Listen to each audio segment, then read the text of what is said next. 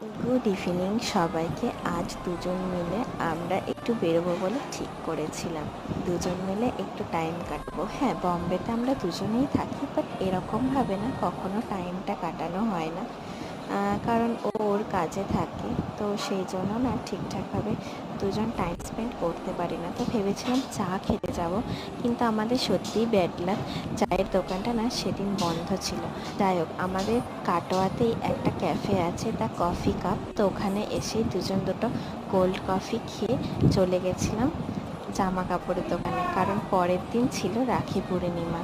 তো ওখানেই কিছু কেনাকাটা করে ওখান থেকে চলে গেছিলাম আমার জন্য দুটো কুর্তি নিতে, যার ভিডিওটা আমার নেওয়া হয়নি।